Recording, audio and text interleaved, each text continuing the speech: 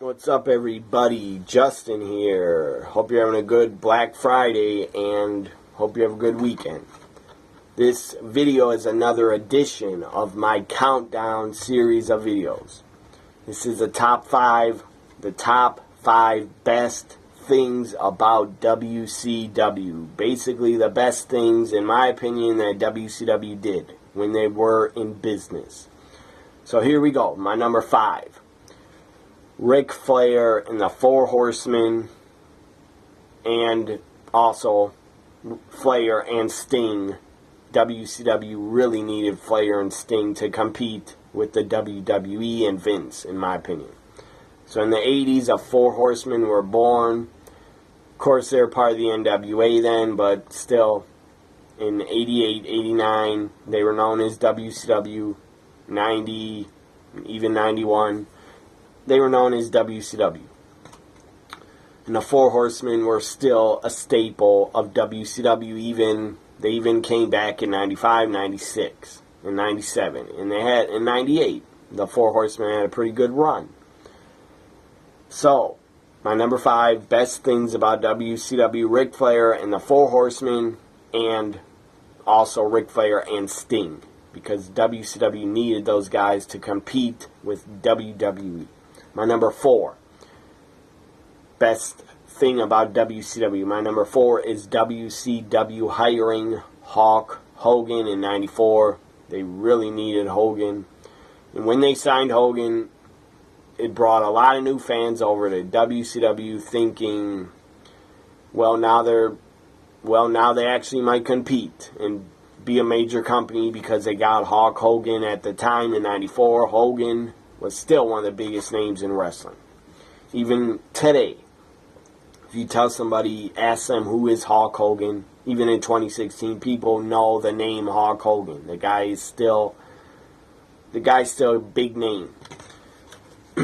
So, number 4 is WCW hiring Hulk Hogan. That was a great move by them. My number 3, WCW hiring Eric Bischoff as the executive vice president to run WCW. He did a lot of good things. He took over in 93, I believe, and he did a lot of great things. He tried to cut a lot of stuff to save them money, and he started making a profit, I think at the end of 94, I think is when Bischoff started getting WCW to not lose money anymore. And then, of course, Bischoff, not only did he sign Hulk Hogan with help from Ric Flair, but, Bischoff signed a lot of WCW talent. He signed Bobby Heenan, Mean Gene Okerlund, Randy Savage. The list goes on and on. Anyways, Bischoff had the idea to, Ted Turner wanted to compete with Vince, and Bischoff said, I don't know I need a show to compete up against Raw, and Ted Turner said, you have 2 hours every Monday night on TNT. So Bischoff, I believe, came up with the idea for Nitro. And for Nitro to be live, that was a great idea. It changed the business. And it started the Monday Night Wars. Also, Bischoff was very, very smart, came up with the NWO. He came up with that along with Hall and Nash. But Bischoff, I believe, was the main guy that came up with the group, the NWO. I don't know if he came up with the name, the NWO, but whatever.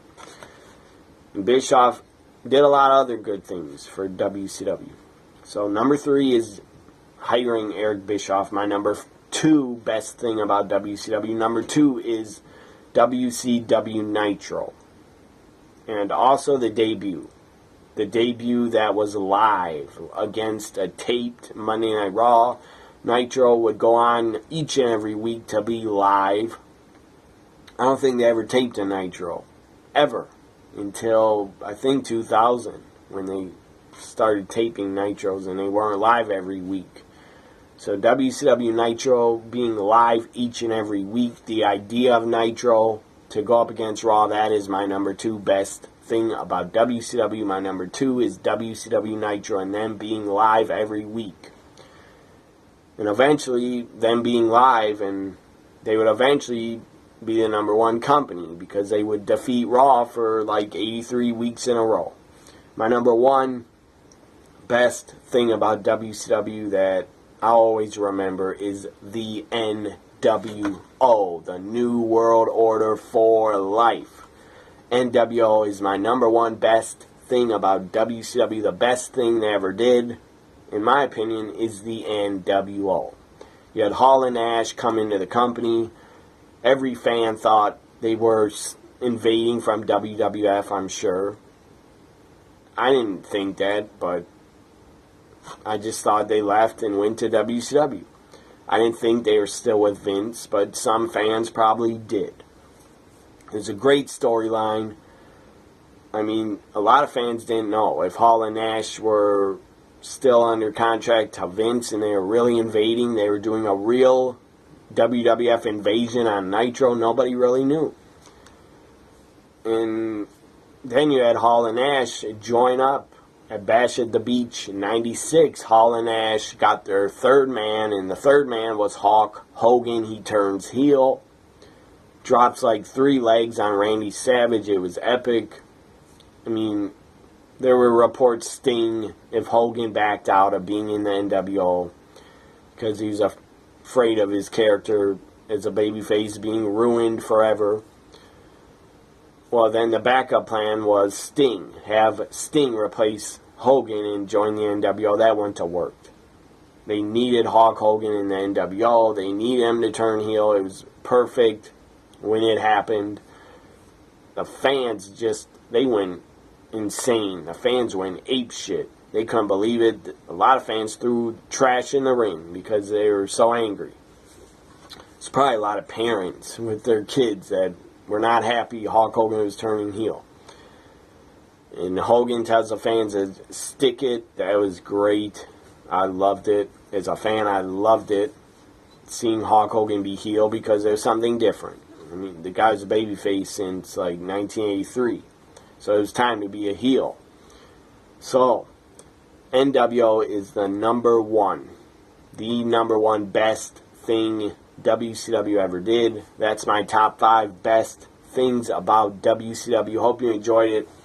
Have a great weekend, everybody. And check out my Countdown playlist, where all my Countdown videos are. Past Countdown videos, check them out. I'd appreciate that. Also, if you don't subscribe, please subscribe to my channel. And follow me on Twitter, @WWENXT Guy. Bye for now.